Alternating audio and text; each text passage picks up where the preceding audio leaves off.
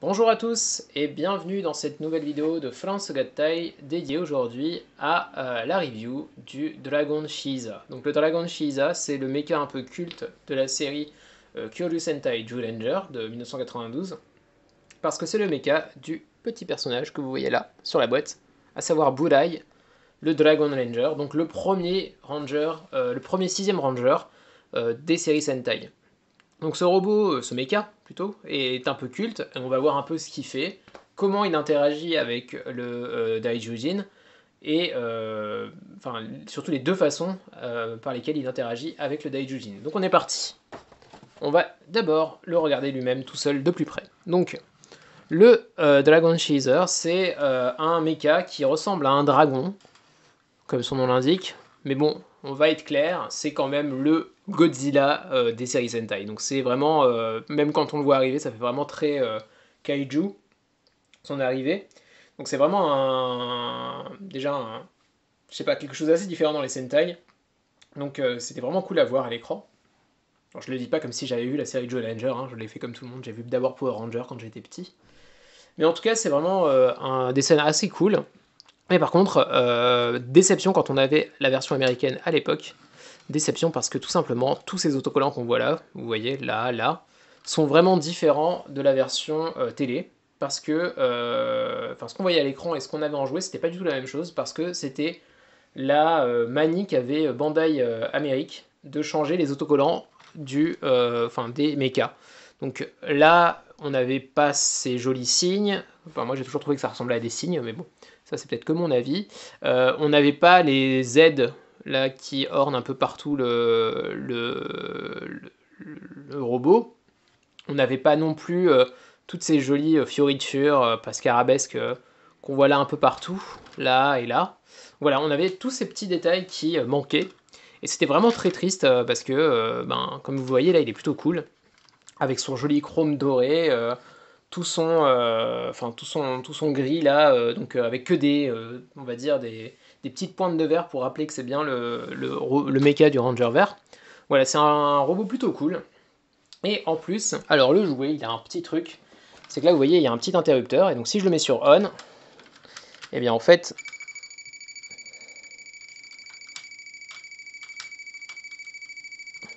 voilà, hop, ça fait ce petit bruit. Donc c'est tout ce que ça fait, hein. On est à l'époque où c'était pas aussi, on va dire, chiadé, excusez-moi l'expression, mais aussi chiadé que maintenant. Donc c'était vraiment juste ce petit bruit que ça faisait quand on allumait et quand on mettait sur on, mais c'était toujours cool, voilà. Donc vous le voyez, au niveau de ses articulations, il a des petites articulations au niveau des bras, donc voilà, vous pouvez faire ça si vous voulez. Les mains ne bougent pas, contrairement à la version Soul of Chogokin. Et au niveau des jambes, en fait, vous pouvez le mettre, en fait, hop, vous voyez, si je le mets comme ça, c'est la même chose que si je le mets comme ça. Donc ça, c'est cool parce que ça peut lui faire une petite pause où on a l'impression qu'il marche. Voilà, c'est un petit détail, mais c'est plutôt cool. Vous pouvez bien sûr le mettre comme ça aussi, hein. Vous pouvez le mettre comme ça aussi. Voilà. Vous pouvez laisser libre cours à votre imagination dans les quelques clics que vous autorise le robot. Voilà, c'est à peu près tout ce qu'il a comme articulation. Donc, voilà, en fait, là on a fait le tour du mecha lui-même. Il n'y a pas grand chose à dire en plus que ça. Si on fait un petit gros plan sur la tête, vous voyez, ça ressemble à ça. Alors, je sais pas si vous voyez bien, mais les yeux sont rouges là en fait.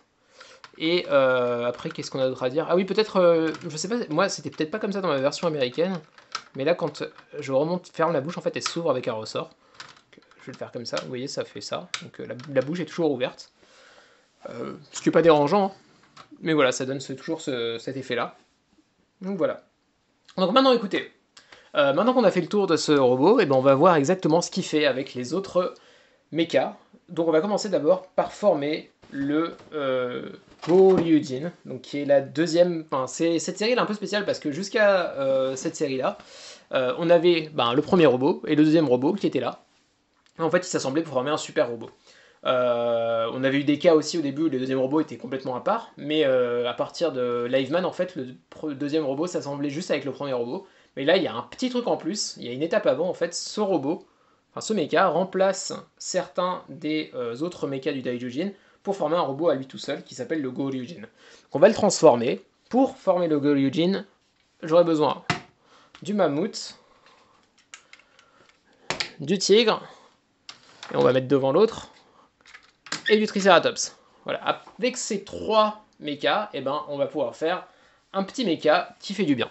On est parti, hop, on va tout d'abord commencer par transformer les mechas du Daijujin. Donc on va faire ça très simplement. Si vous voulez voir exactement tous les détails, eh bien, vous allez sur la vidéo consacrée au Daijujin. On va transformer là, d'abord, le Triceratops. Hop là. Voilà. Il n'y a pas de mode char d'assaut, hein. C'est juste lui qui se transforme avec en robot. Donc il n'y a pas de... Hop. Je fais ça un peu n'importe comment, mais je fais ça vite en tout cas. Voilà, vous avez les 2 jambes. Une fois que vous avez les 2 jambes, vous pouvez hop là, faire le mammouth pour faire les bras. Hop. Hop. Et hop. Là, vous pouvez de suite faire sans, enfin mettre les points. Comme ça. Hop, et vous pouvez ouvrir. Hop, et voilà, vous avez les bras. Et on est bon pour ça. Peut-être sur les bras, on va rajouter... Enfin, sur le mammouth, on va de suite rajouter les canons à l'arrière. Comme ça, c'est fait. Parce que dans la série, je crois qu'il les a. Ça n'a jamais été très clair pour moi. Donc voilà, vous rajoutez les canons. Et là, hop, on va mettre comme ça. Vous êtes prêts. Ok, maintenant, on va regarder exactement ce qu'il faut faire avec ce Dragon Cheeser. Donc le Dragon Cheeser, la première chose que vous voulez faire pour le transformer, c'est là la queue, en fait, normalement, hop, je sais pas si vous voyez, là elle a ce petit embout qui est chromé, hein, qui n'était pas chromé dans la version américaine d'ailleurs. Vous avez ce petit embout, vous le rentrez pour le coincer. Hop, là on est bon. Et ensuite vous allez retirer hop, toute la queue. Comme ça. Voilà. Donc, et là en fait vous avez tous ces, toutes les attaches de ce robot, en fait c'est toujours la même forme. C'est là, là, là, c'est toujours la même forme. Donc là vous allez enlever la queue. Une fois que c'est fait, ça vous permet en fait, je sais pas si vous voyez, mais en fait c'est là, c'est séparé. En fait c'est fait exprès pour que vous puissiez, alors on va peut-être d'abord mettre tout ça tout droit au niveau des jambes. Excusez-moi, voilà. On remet les jambes droites, comme ça, qui ressemble à ça. Il n'est pas très classe hein, quand il est tout droit. Mais en fait, ça vous permet ensuite d'ouvrir en deux le Dragon Cheeser. Et ensuite, une fois que vous avez un peu ouvert, ça, en fait, ça peut se retirer. Je sais que c'est pas très très beau à voir à l'écran, mais c'est ça qu'il faut faire.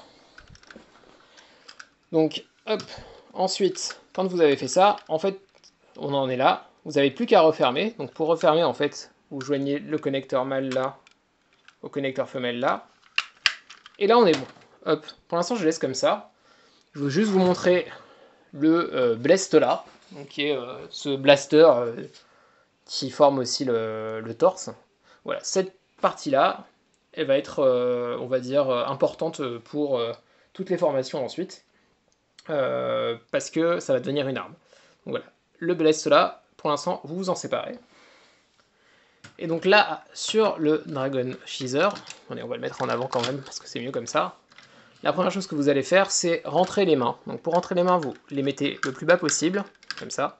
Et ensuite, vous remontez. Comme ça. Et vous faites pareil de l'autre côté. Vous pouvez faire un cran, remonter au maximum, et remonter.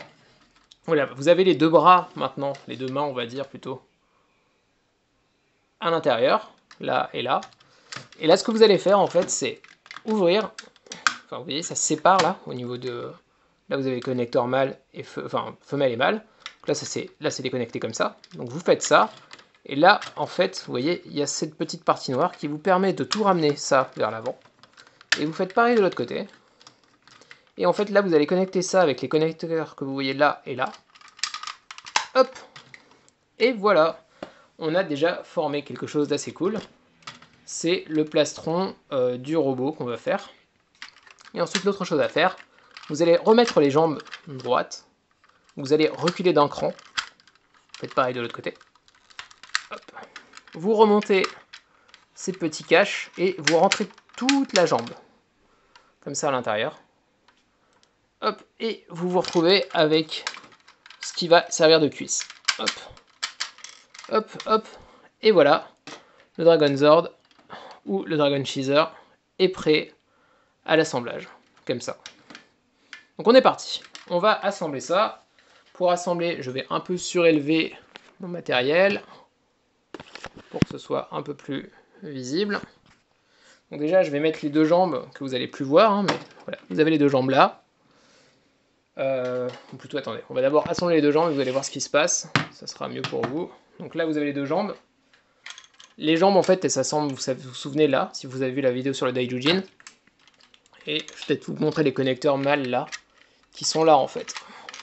Là et là. Et en fait, quand vous les rentrez, hop là. En fait, ça, ce qui est très cool, c'est que ça épouse complètement là la forme, vous voyez.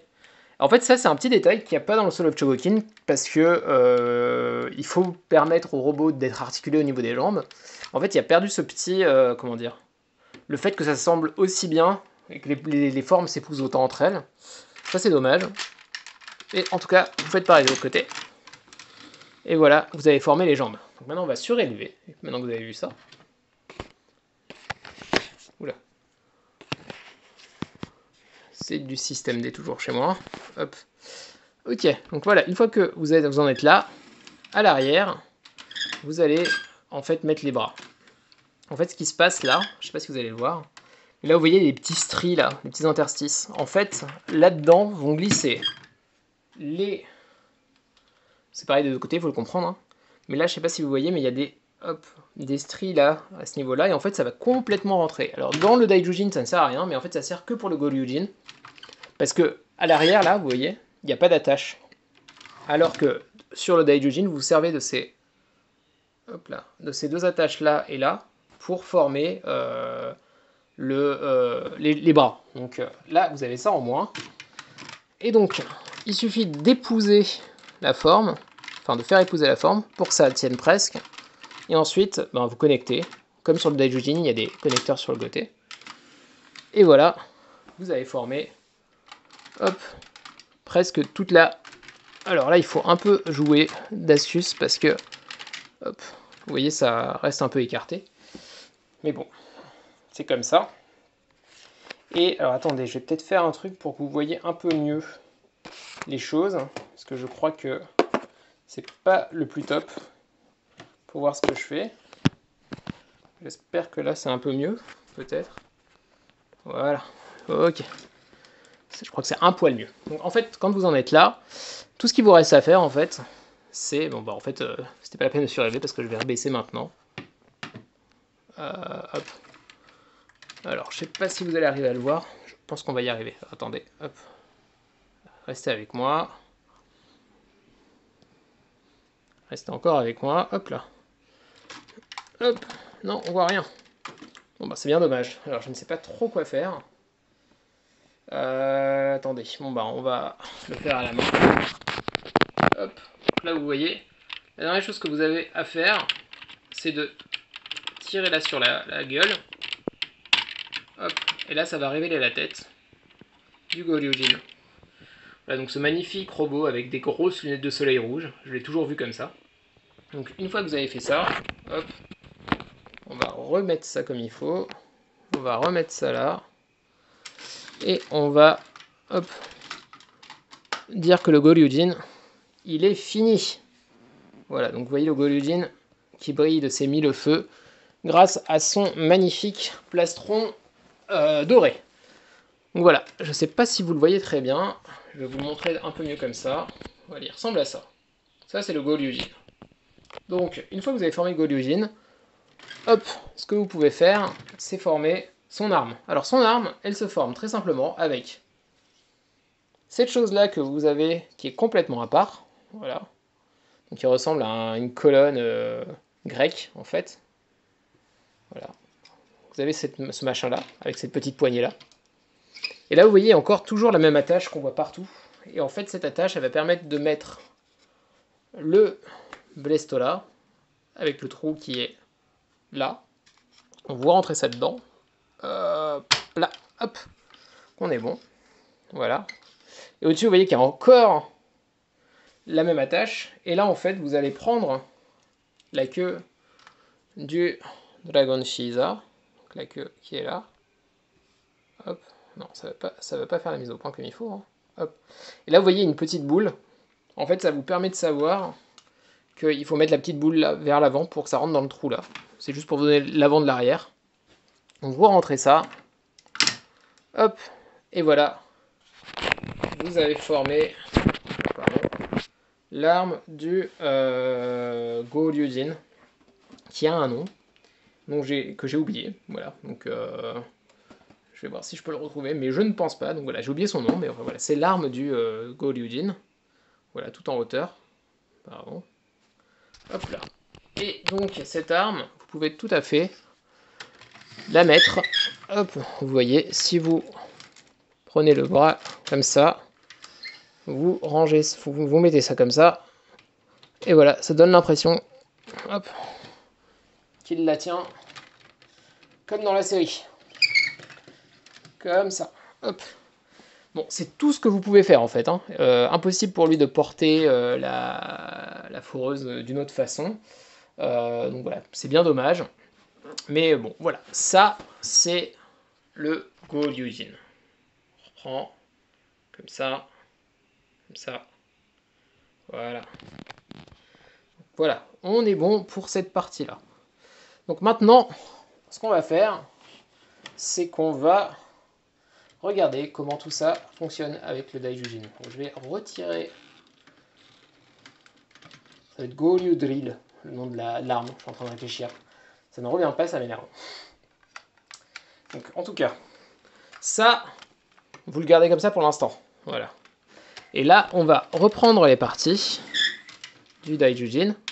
Donc on va, hop, retirer les bras. Hop. On va retirer les jambes. Ouais. C'est plus simple avec le Triceratops d'abord. Hop. Et le tigre ensuite. Hop là. Et voilà. Donc là on est bon. Comme ça. Et ce que vous allez faire, c'est que vous allez, hop, reformer ça en dragon. Je pense que ça sera un meilleur point de départ. Ou pas. Je vais peut-être le laisser comme ça. Voilà, on va le laisser comme ça pour l'instant.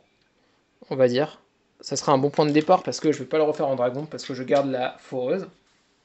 Donc moi, je vais refaire le robot, c'est-à-dire le Daijujin. Hop.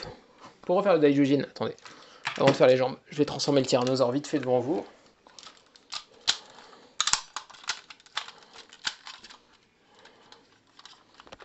On fait ça vite, hein, donc on fait pas du tout les étapes de la série. Hop. Hop, hop. Là. Donc là, on est bon sur ça. Ensuite, on va lui remettre ses bras.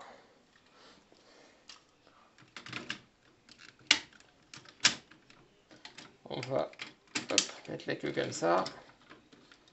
On va baisser ça. Et hop. Voilà. Alors attendez, je vous explique plutôt. C'est comme ça. Hein.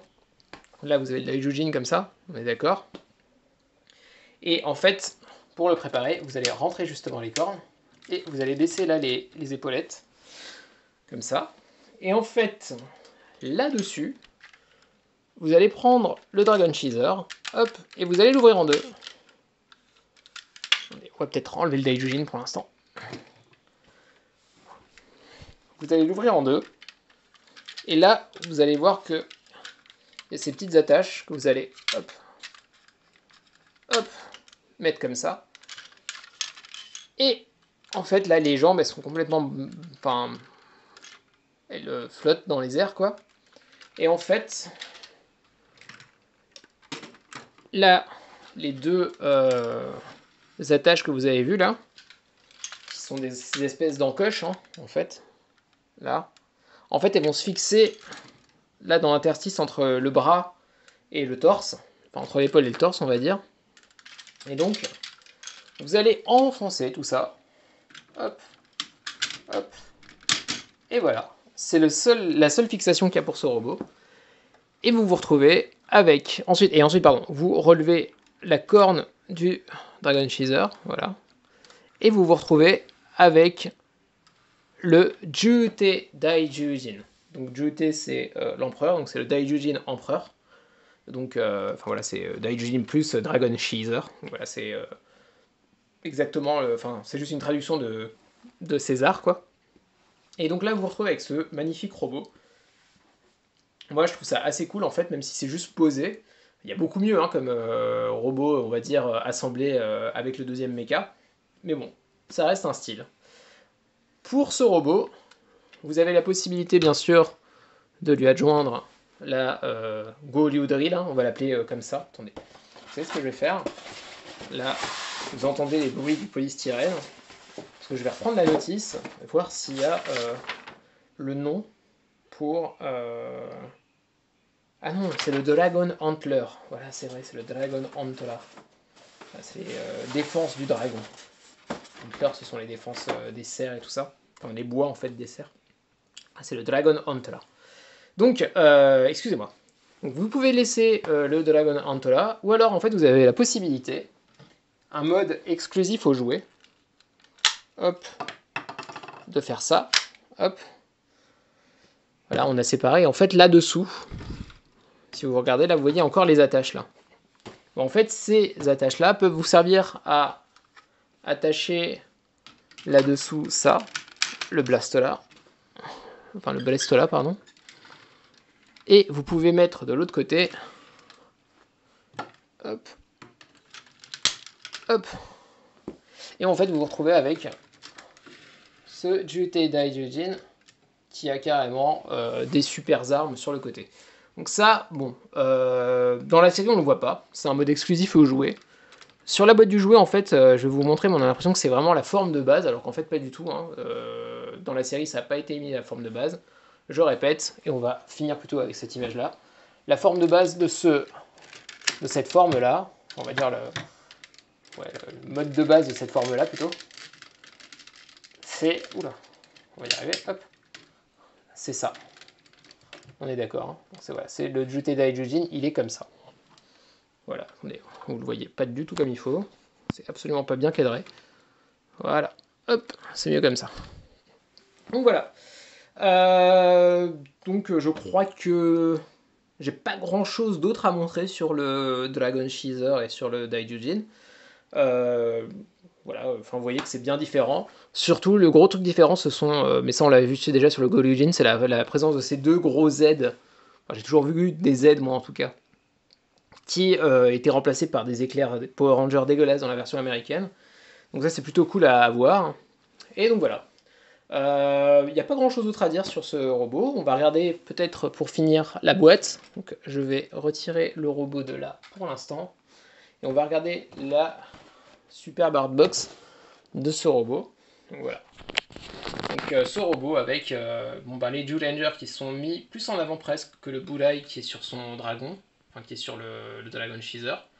Mais avec un style plutôt cool. Donc bien sûr la boîte du Soul of Chogokin a repris cette artbox, même s'il est un peu plus sombre.